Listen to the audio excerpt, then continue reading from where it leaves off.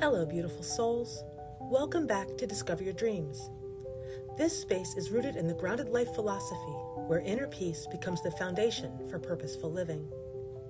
Here we focus on regulation, awareness, and conscious self-leadership as a way of returning to ourselves and leading life from a more grounded place. Before we begin today, take one slow, generous breath. Feel your ribs expand. Notice the weight of your body, the way the chair holds you up. Because today we're talking about a phrase that gets thrown around constantly, and yet it's so often misunderstood. Take responsibility for your life. For some people, those words land like a spark, energizing, clarifying, empowering. For others, they land like a stone, heavy, critical, almost shaming. So let's slow it down. Let's talk about what responsibility actually means. Because real responsibility isn't about blaming yourself for everything that's happened. It isn't about perfection or fault or carrying the world on your back. True responsibility is self-leadership, the quiet, steady decision to guide your life with intention, to choose your responses, to honor your needs, and to move forward in a way that aligns with who you want to become. It's not a burden. It's a form of freedom. Many people hear the word responsibility and their mind jumps straight to everything is my fault. But responsibility and blame are not the same path. They don't lead to the same place. Blame traps you in shame. It keeps you circling the same story, the same wound, the same should have known better. Responsibility does something entirely different. It brings you back into choice, into agency, into the present moment where you can actually influence what happens next. And that distinction changes everything. Because the moment you step out of blame and into responsibility, you stop being the villain in your own narrative and start becoming the author again. Responsibility means something far more grounded and compassionate than many of us were taught. It means saying to yourself, I may not control everything that happens, but I can become conscious of how I respond. It means noticing your patterns, really seeing the habits, reactions, and stories that tend to run on autopilot. It means acknowledging your choices, even the small ones, and recognizing the moments where you do have influence. It means becoming honest about what's no longer aligned, the behaviors or commitments that once made sense but no longer fit who you're becoming. And it means recognizing where your power actually lives, not in controlling your life, not in forcing outcomes, but in how you meet each moment as it arrives. That's responsibility, not pressure, not perfection, just presence, awareness, and the willingness to lead yourself forward. People often resist the idea of responsibility because for many, the word is tangled up with memories of punishment or pressure. Especially if they grew up being criticized frequently, responsibility can feel like a setup, like whatever they do will never be enough. If they were blamed unfairly, responsibility can feel like walking into a trap where everything becomes their fault no matter what. If they were expected to carry too much emotionally, responsibility can feel like being handed yet another weight they never asked for. So of course the instinctive reaction becomes everything is on me. Responsibility means I'm the problem. But healthy responsibility feels nothing like that. It doesn't constrict you. It doesn't shame you. It feels grounding. It feels like coming back into yourself. Because healthy responsibility reconnects you to your agency, to the part of you that can choose, shift, respond, and lead your life from a place of clarity rather than fear. There was a period in my life when I genuinely believed that being responsible meant carrying everything on my back, holding every emotion, fixing every problem, keeping every situation from falling apart. I thought responsibility meant being the one who absorbed the impact, the one who stayed strong, the one who made sure nothing slipped through the cracks. And whenever something did go wrong, my reflex was immediate and automatic. What did I do wrong? Not, what can I learn here? Not what's actually mine and what isn't. Not even, is this situation really about me? just that old familiar question, how is this my fault? It took time to understand that this wasn't responsibility at all. It was self-blame, dressed up as duty. It was survival mode, masquerading as maturity. Real responsibility doesn't collapse inward like that. It doesn't turn every challenge into a personal indictment. It invites curiosity instead of criticism, and learning that difference changes everything. There was a stretch in my life when that mindset, carrying everything, fixing everything, holding everything together, slowly drained me. Because blame is heavy. It doesn't just sit on your shoulders. It settles into your nervous system. Blame keeps you in a constant state of hypervigilance, always scanning for mistakes, always bracing for the next thing that might go wrong. It turns life into a series of potential failures instead of experiences to move through. And eventually, I had to face the truth. I wasn't practicing responsibility at all. I was practicing self-punishment, mistaking fear for accountability, mistaking tension for strength, mistaking self-criticism for growth. Real responsibility doesn't exhaust you like that. It steadies you. It supports you. It invites you back into clarity instead of keeping you trapped in fear. The shift began when I finally changed the question I was asking myself. For so long, my mind defaulted to, who's at fault? Who messed up? Where do I point the finger? At myself or someone else? But when I softened that question into something more honest and more useful, what is within my power here? Everything started to open. That single shift pulled me out of paralysis and back into movement. It brought me out of self-criticism and back into choice. It reconnected me with the part of myself that can respond, adjust, and lead rather than collapse into blame. It brought me back into self-leadership, the kind that doesn't demand perfection, just presence and willingness. From a nervous system perspective, blame and responsibility land in completely different places inside the body. Blame creates collapse. It pulls your system downward and inward. It tightens the chest, shortens the breath, and signals danger.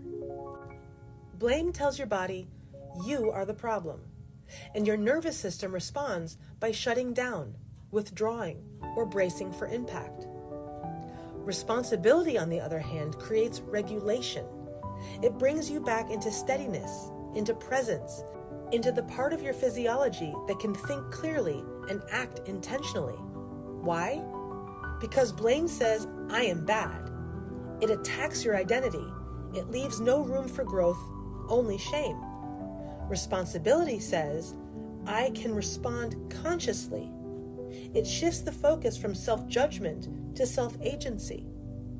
It invites curiosity instead of fear. One removes your power. The other reconnects you to it, not by demanding perfection, but by reminding you that you always have a way forward. Real responsibility often looks much quieter than people think. It looks like acknowledging your emotions instead of projecting them, setting boundaries instead of building resentment, admitting when something no longer feels aligned, recognizing your patterns without shaming yourself for them. Responsibility is honesty in action. There was another moment, quiet, almost ordinary, when I handled something in a completely different way than I would have in the past. I noticed I was repeating an old pattern, one I knew well. And instead of launching into criticism or tightening into defensiveness, I paused. I took a breath. I let myself tell the truth. I got honest about what I was doing and why. I acknowledged my role without collapsing into guilt or spiraling into shame.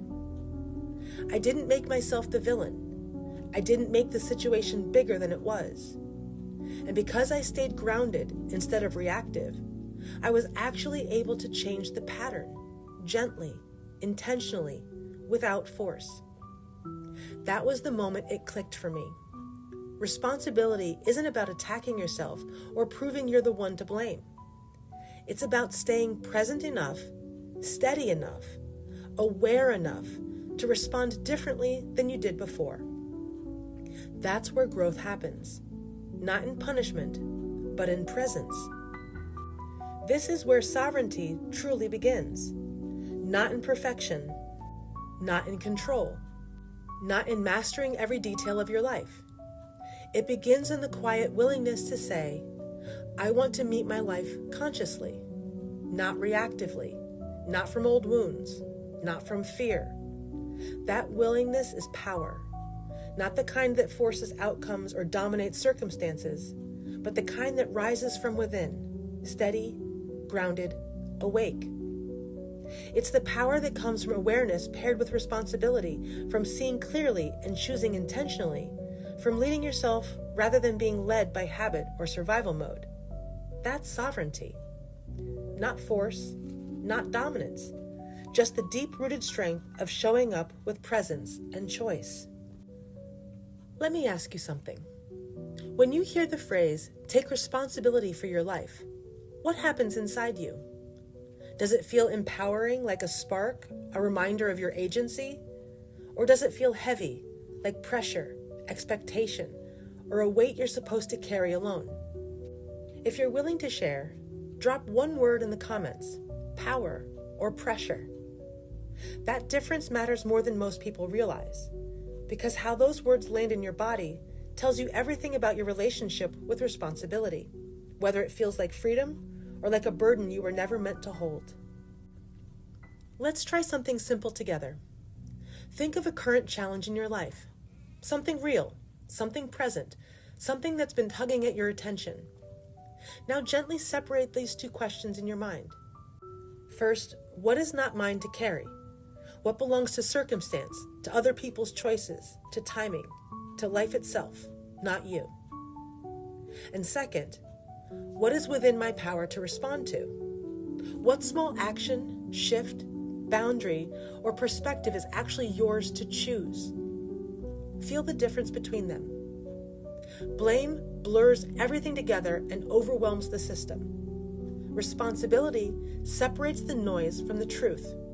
It clarifies, it lightens, it brings you back into yourself. When you stop collapsing into blame, something shifts on the physiological level as well as an emotional one. Your nervous system begins to soften. The tension that comes from self-attack loosens, and your body no longer feels like it has to brace for impact. Your clarity increases. Without the fog of shame or defensiveness, you can actually see what's happening and what's possible with far more honesty.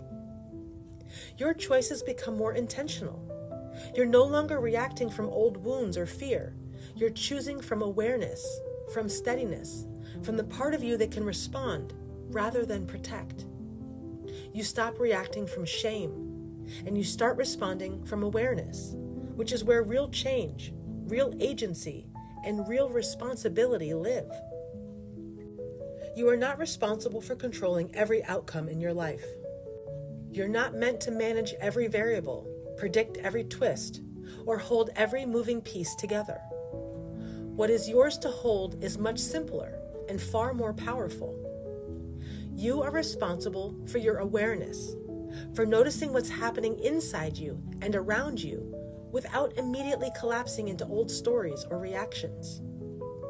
You are responsible for your honesty, for telling the truth to yourself about what you feel, what you need, and what is or isn't aligned. You are responsible for your choices, for the actions you take and the ones you decide not to take, for the direction you choose even when the path isn't perfect. And you are responsible for your willingness to stay connected to yourself, especially in the moments when it would be easier to disconnect, numb out, or abandon your own needs. That's what real responsibility is.